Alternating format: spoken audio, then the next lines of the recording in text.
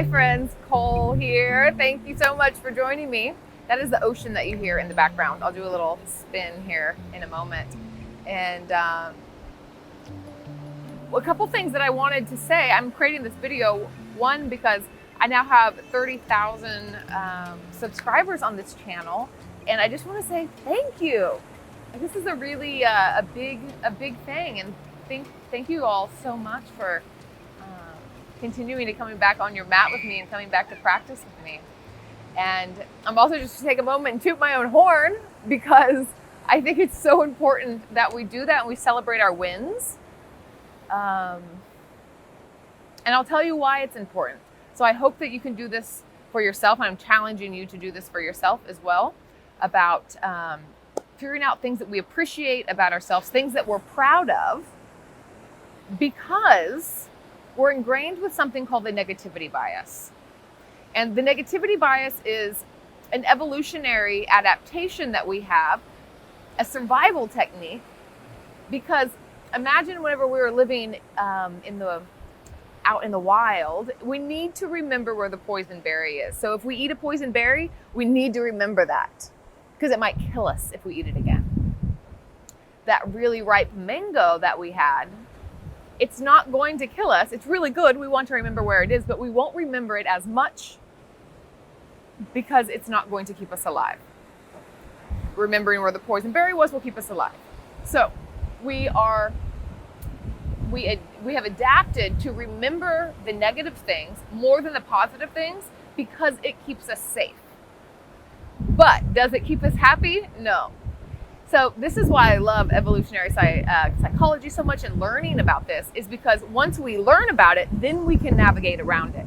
So if we know that we already have a tendency to stick to the bad things, the negative things, Rick Hansen, who kind of coined negativity bias, calls the negative stuff is like Velcro, and the positive things that happen to us are like Teflon. They slide right off.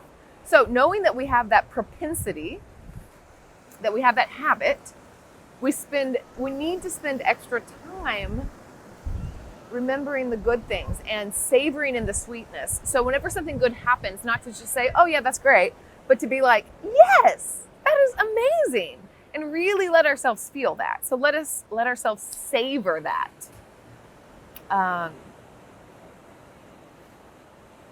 It's incredibly important. In yoga speak, we call the sweetness Sukkah. Sweet things, joyful, good things. So savoring the Sukkah, savoring the sweetness is something that's very important, and it can be really challenging to do. So this can mix into your gratitude practice, mix into your appreciation practice. But when we think about, like, what is something that you're proud of, that you've done, often that's a hard question to ask. So I ask this in workshops and groups and stuff, and often that's a challenging question for people to answer. One, we have a society where it seems like we're bragging if, we say that we've done something good, which is its own interesting thing. But then again, we have that negativity bias, and sometimes we just purely aren't thinking about it. Like the gifts that we have and the things that we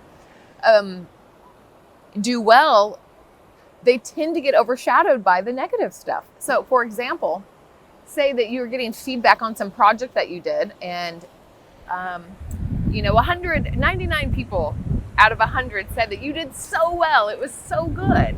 We really loved it. We enjoyed it. And then one person gave you a negative feedback.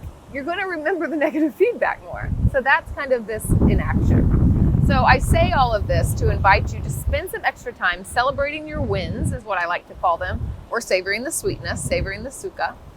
But celebrating wins is another one. So weekly, to be like, what happened this week that was good? And it can be so hard in the beginning. Often I'm like, no, I don't really think anything happened.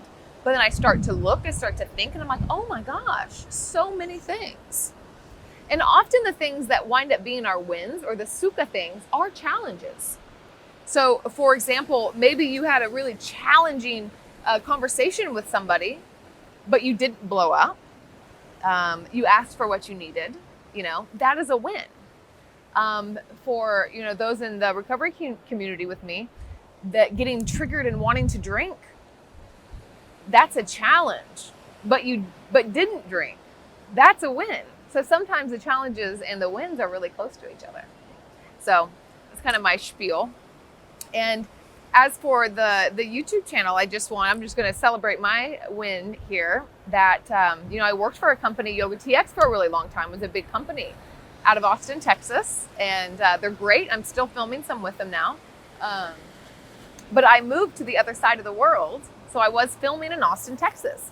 So I moved to the other side of the world with all my teaching and traveling.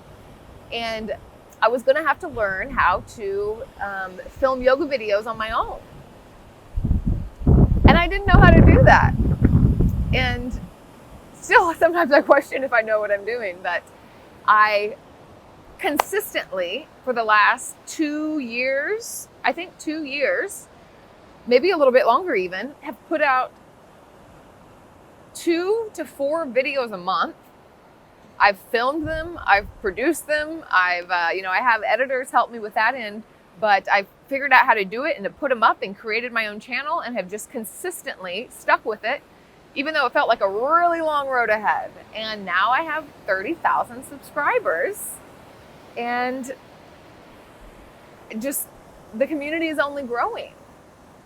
And I just have to appreciate myself for my consistency, for sticking with it, into learning how to do new things, even though that's not something that's comfortable for me.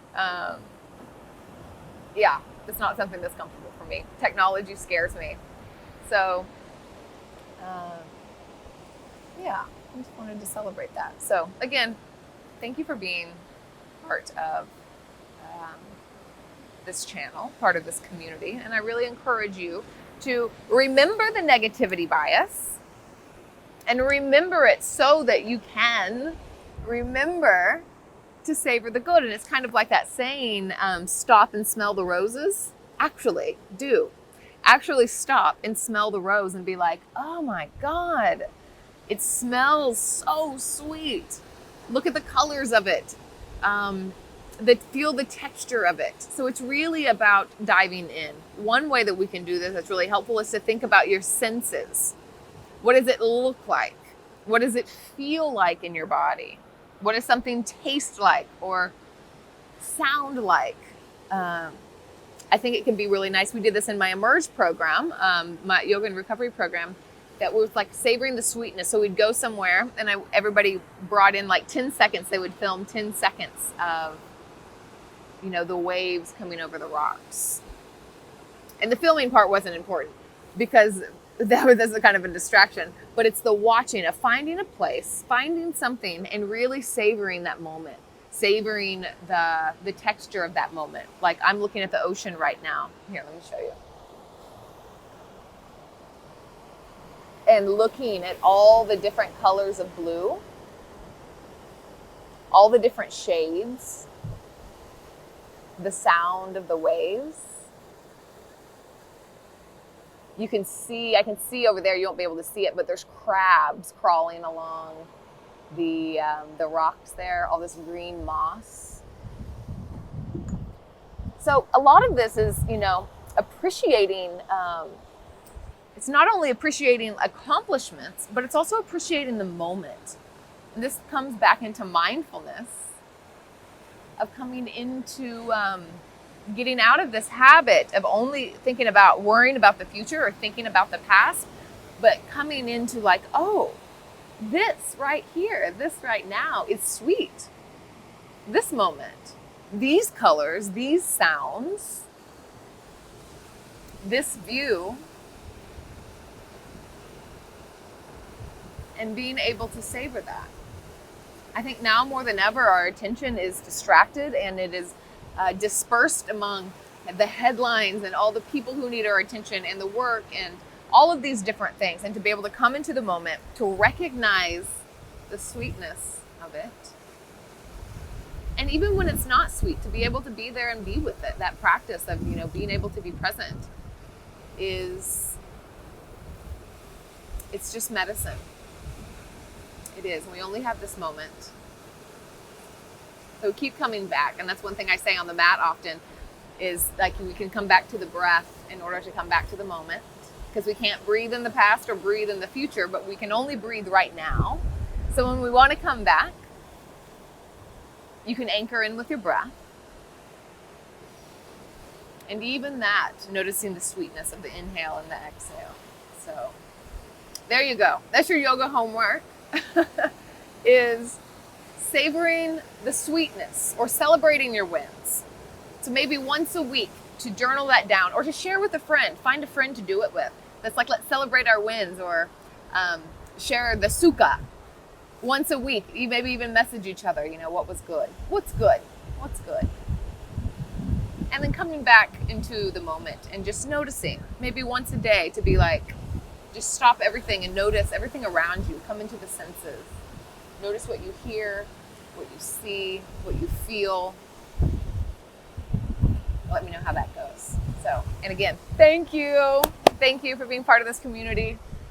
If you want to catch up in person, or any of the live courses that are going on, I have a teacher training coming up, then just head over to my website. It'll take you to all those places. So I'll see you on your mat next time. Ciao.